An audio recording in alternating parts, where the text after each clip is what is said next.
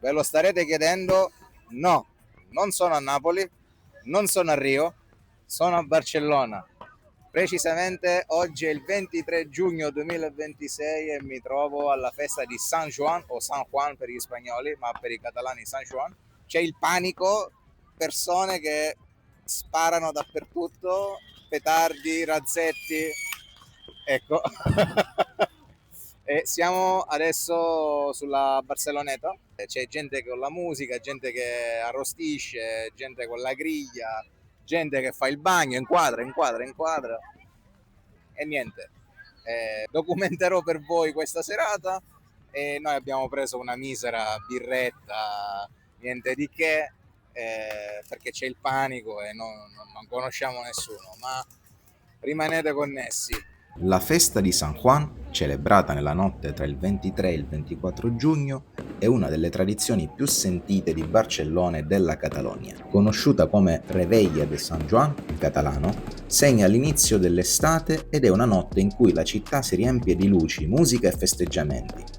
Le sue origini risalgono ai riti pagani del solstizio d'estate, quando il fuoco veniva considerato un simbolo di purificazione e di buon auspicio. Durante questa notte migliaia di persone si riversano sulle spiagge di Barcellona per festeggiare insieme.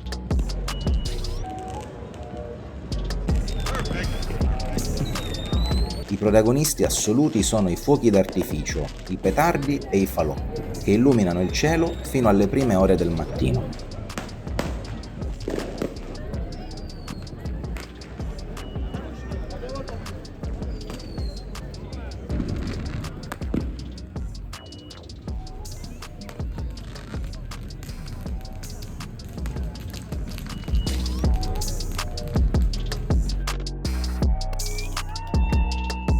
Famiglie e gruppi di amici si ritrovano per cenare all'aperto, ascoltare musica, ballare e godersi l'atmosfera unica che si crea lungo la costa.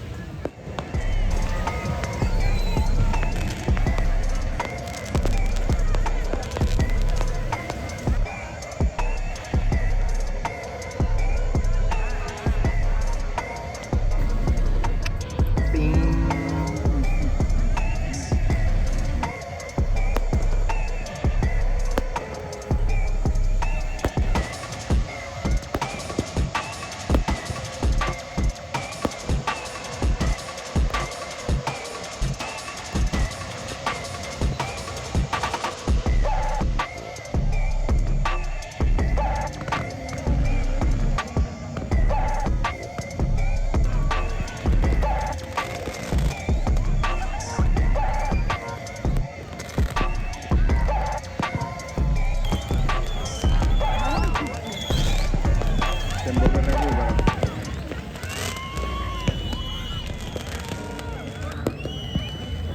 Per un italiano la festa di San Juan può ricordare il Ferragosto.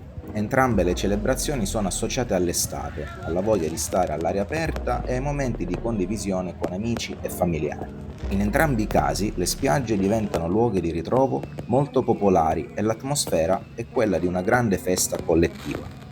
Tuttavia esistono anche importanti differenze. La festa di San Juan è fortemente legata al simbolismo del fuoco e alle tradizioni del solstizio d'estate, mentre il Ferragosto italiano celebra il 15 agosto, ha origini diverse e coincide con il periodo delle vacanze estive.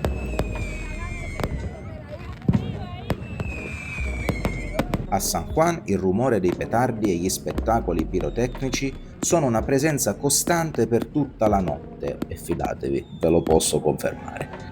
A Ferragosto l'attenzione è spesso rivolta ai viaggi, alle gite fuori porta, ai pranzi in compagnia e agli eventi organizzati nelle località turistiche.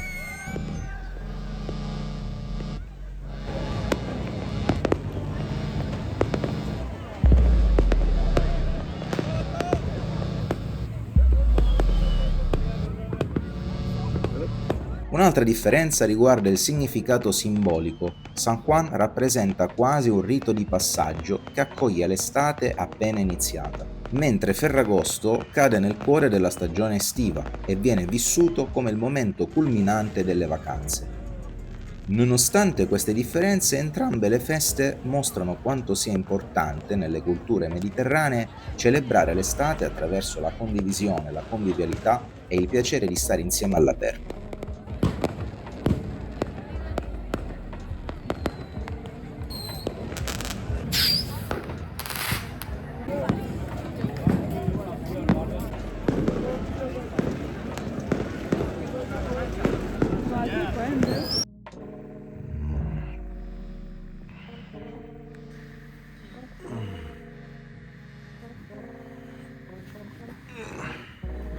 Ragazzi, finalmente mi sono ripreso. Sono le 11:42, con calma. Oggi ho fatto colazione, mi sono fatto una bella doccia. Ieri non abbiamo fatto tardi, ma che dire, ho avuto dei momenti in cui mi sentivo in Sicilia a Ferragosto, però la cosa che mi ha scioccato totalmente è stato che la festa di San Juan o San Juan, come lo volete chiamare, è un mix tra il Capodanno in Italia e il Ferragosto.